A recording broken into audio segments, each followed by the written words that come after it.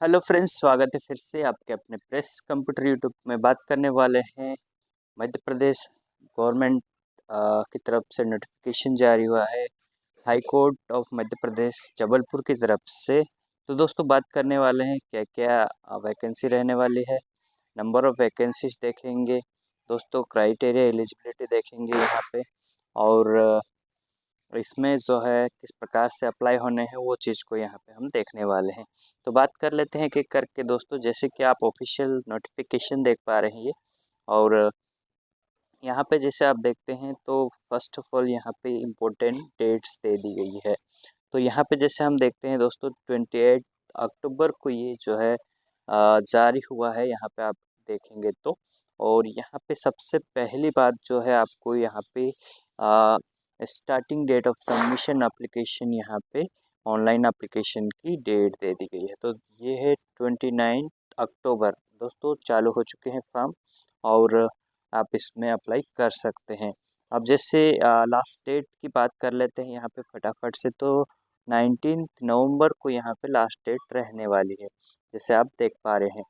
अब यहाँ पे दोस्तों एप्लीकेशन फिल किया और कुछ करेक्शन हो गया आपके फॉर्म में, तो आप करेक्शन कब से कर पाएंगे? तो 24 नवंबर से लगा के 26 नवंबर तक आप इसमें कर पाएंगे। अब यहाँ पे डेट ऑफ प्राइमरी एग्जामिनेशन के लिए आपको यहाँ पे डेट नोटिफाई करेंगे करके बताया है, तो नोटिफाई लेटर किया जाएगा, बाद में आपको बता दिया जाएगा। तो ये थी आपकी इम्पोर्टेंट डेट्स के बारे में। अब दोस्तों हम देख लेते हैं नंबर ऑफ़ वैकेंसीज। तो नंबर ऑफ़ वैकेंसीज की बात करते हैं तो दोस्तों application begin to invite for 41 post of data processing. तो ये क्या है? डाटा प्रोसेसिंग असिस्टेंट की पोस्ट पे ये जो भर्ती होनी है। अब दोस्तों यहाँ पे हाई कोर्ट ऑफ मध्य प्रदेश की तरफ से ये रिक्रूटमेंट जारी हुआ है, और यहाँ पे आप जो है क्राइटेरिया एलिजिबल कंप्लीट करते हैं तो आप सीधे से यहाँ पे ऑनलाइन अप्लाई कर सकते हैं। अब दोस्तों आगे देखेंगे तो मेन मेन चीज़ों को हम यहाँ पे कवर करने वाले हैं फटाफट से। यहाँ पे दोस्तों देखेंगे तो नेम ऑफ द पोस्ट पे लेवल देखेंगे, एजुकेशन क्वालिफ़िकेशन देखेंगे, टेक्निकल क्वालिफ़िकेशन, एज लिमिट। तो इतनी चीज़ें हम यहाँ पे अभी देखने वाले हैं। जैसे कि आपको पता है, जैसे मैंने आपको बताया कि आपकी जो पोस्टें रहने वाली है, तो आप ये है डाटा प्रोसेसिंग असिस्टेंट के बेस पे। अब पे लेवल आपका रहने वाला है 6th, यहाँ पे आपको देखने को मिल गया है। तो उसमें जो भी आपका ग्रेड पे वगैरह ऐड होके आपको मिल जाएगा प्लस में। तो ये आपका पे लेवल रहने वाला है। अब क्वालिफ़िकेशन की बात कर लेते हैं। Qualification education and technical qualification क्या रहना चाहिए इसमें?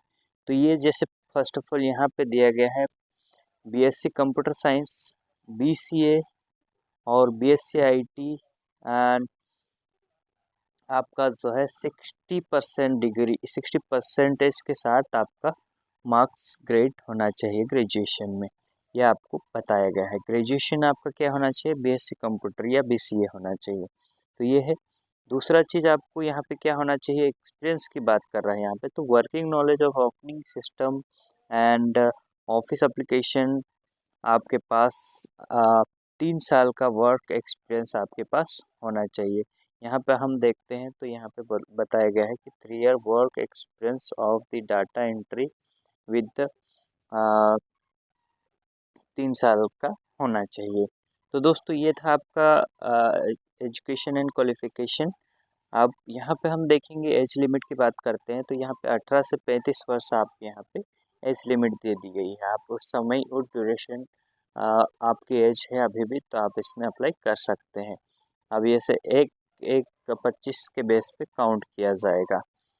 तो तब तक आपका जो है 18 साल कंप्लीट हो जाना चाहिए, तब आप इसमें इजीली अप्लाई कर सकते हैं। अब डिटेल ऑफ पोस्ट में बात कर लेते हैं, तो 41 पोस्ट को डिवाइड करके दे दिया गया है यहाँ पे। अनरिजर्व कैटेगरी के लिए यहाँ पे दे दिया गया है। एससी कैटेगरी के लिए यहाँ पे 7 पोस्ट दे दी गई है। एसटी कैटेगरी के लिए यहाँ पे 9 पोस्ट दे दी गई है। ओबीसी के लिए यहाँ पे 6 पोस्ट दे दी गई है।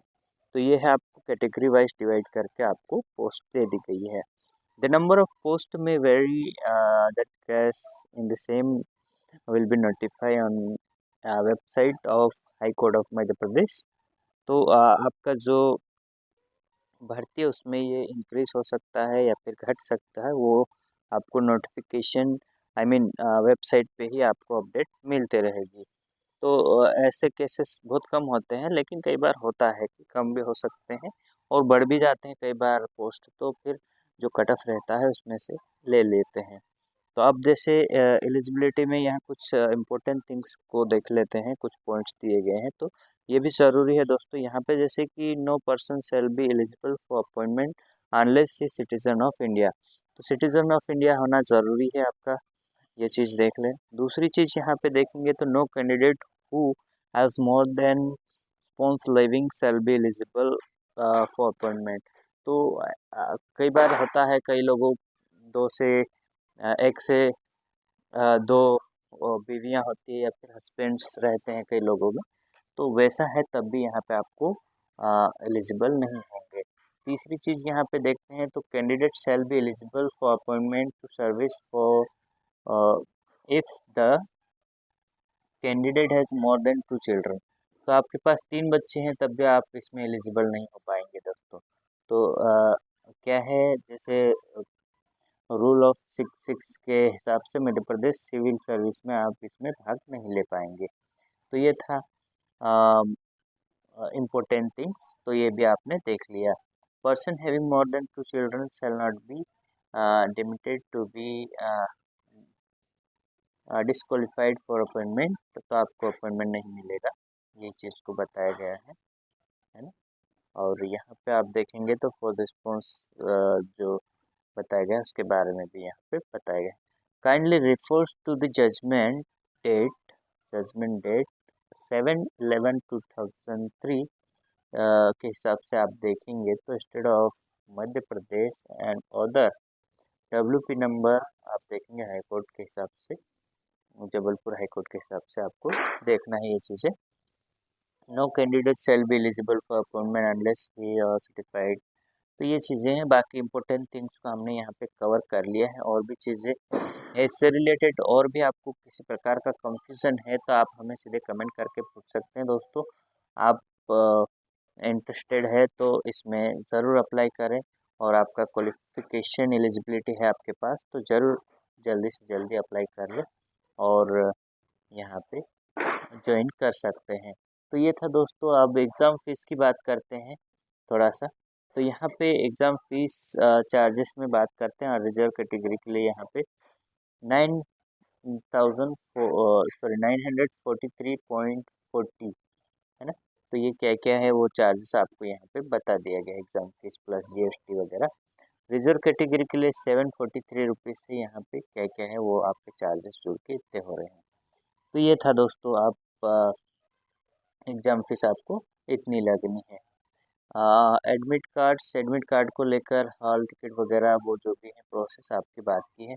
आप इसमें इंटरेस्टेड है तो जल्दी से अप्लाई कर ले और प्रिपरेशन अच्छे से करें दोस्तों, ताकि आपको भी यहाँ पे मौका मिल सके। तो फ्रेंड्स, यहाँ पे आपको डाटा प्रोसेसिंग असिस्टेंट के लिए आपको सिलेबस भी आपको यहाँ पे प्रोवाइड करा दिया गया है। यहाँ पे आप देखेंगे तो लैंग्वेज इंग्लिश में रहने वाला 100 मार्क्स का क्वेश्चन रहने वाला है।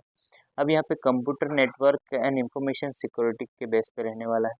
दूसरा यहाँ पे programming methodologies and data structure के बारे में रहने वाला है। Computer system authentic architecture and subject oriented program का भी आपके पास ये जो है 3 पॉइंट से आपका 4 बिंदु से आपके क्वेश्चन पूछे जाने वाले हैं। तो ये है सिलेबस भी आपके पास प्रोवाइड करा दिया गया। अब यहाँ पे और भी चीज़ें हैं दोस्तों, जैसे कि database management, operating system, computer. तो कंप्यूटर बेस्ड ज़्यादा क्वेश्चन आपके यहाँ पे पूछे गए हैं। तो ये आपको डिटेल में जानकारी प्रोवाइड करा दी गई है। वीडियो कैसी लगी कमेंट्स करके ज़रूर बताएं, और इससे रिलेटेड किसी भी प्रकार का आपको कंफ्यूजन है दोस्तों तो आप यहाँ पे कमेंट करके पूछ सकते हैं। और 19 नवंबर उससे पहले ही आप अप्लाई कर ले, ताकि लास्ट में सर्वर इश्यूज ना हो।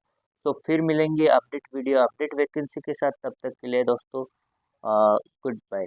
यदि चैनल पर नए हैं तो सब्सक्राइब जरूर कर लेना। Thank you for watching.